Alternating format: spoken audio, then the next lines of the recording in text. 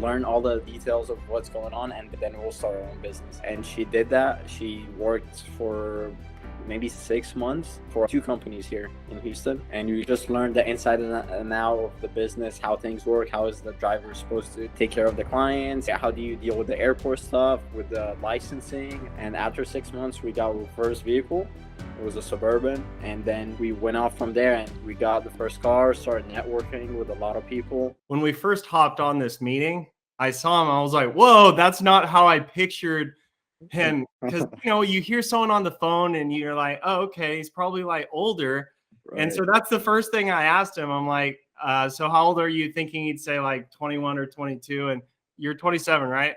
Right, yeah, I'm 27. Yeah, and then he's got like a really cool story. So tell me, how did you get into this business, Abdallah? Because it's pretty cool what you were telling me before we started recording.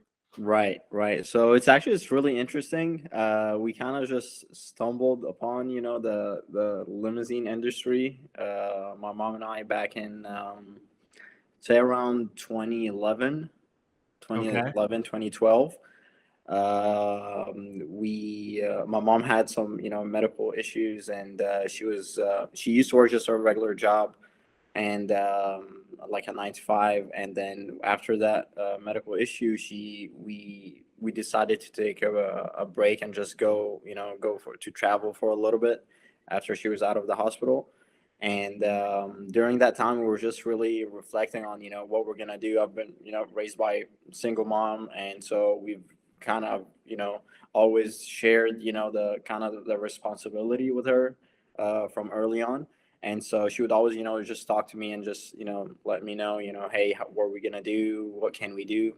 And at the time, we had a little bit of money that we had saved up, and we always had this idea of wanting to start our own business, but not really knowing what business. We just always I've always had that mind of just I want to own my own thing, but I never had any one particular person that could help me with, oh, hey, you should do this, should do that.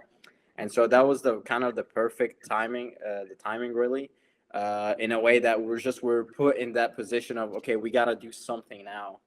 And we had met someone actually who took us to the airport. He was the owner of the transportation business, and he talked to us. He said, "Hey, I have a few cars, and it's a good business." And just kind of touch on it really briefly.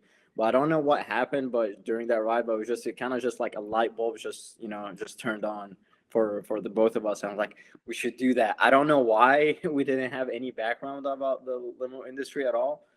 And but that was like, we were just both like, yeah, it's a good idea. And I remember whenever we came back, I told my mom, I said, I was still, at the time I was still in high school, right? And so I couldn't. So I told her, I said, how about this? You go work, apply for the job to be a driver at one of the companies here in Houston. That's smart. And then that way we learn all the details of what's going on, and then we'll start our own business. And she did that. She worked for maybe 6 months for a company, maybe 2 companies here in Houston.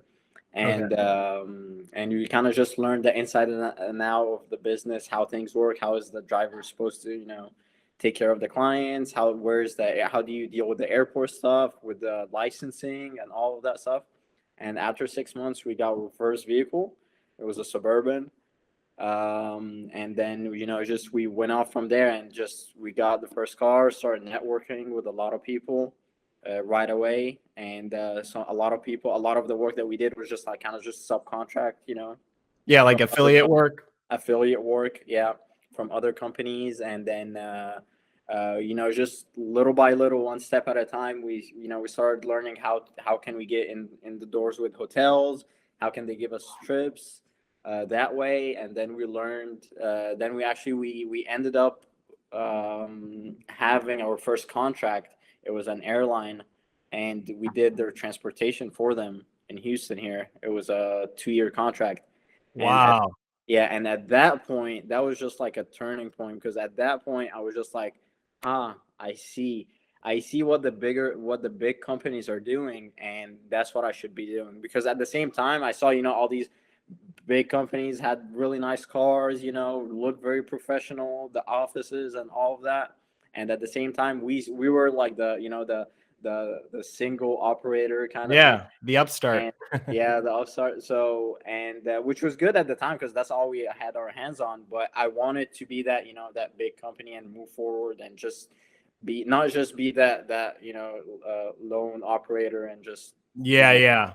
a car. Owner operator. Yeah. Yeah, yeah, I didn't want to be that. And so little by little, after that first contract, I learned so much about, how these big companies, what they do to, to earn more business. And a lot of, obviously a lot of the work that they do is contracts, Yeah.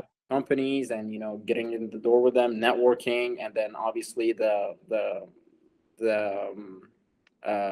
private side of things, over, just like doing ads and things like that. So at Yeah. that point, I didn't really. That was probably the biggest mistake I that we've done. But I mean, hey, we that's how you learn, right? Yeah. Is Wait, that what was the biggest mistake?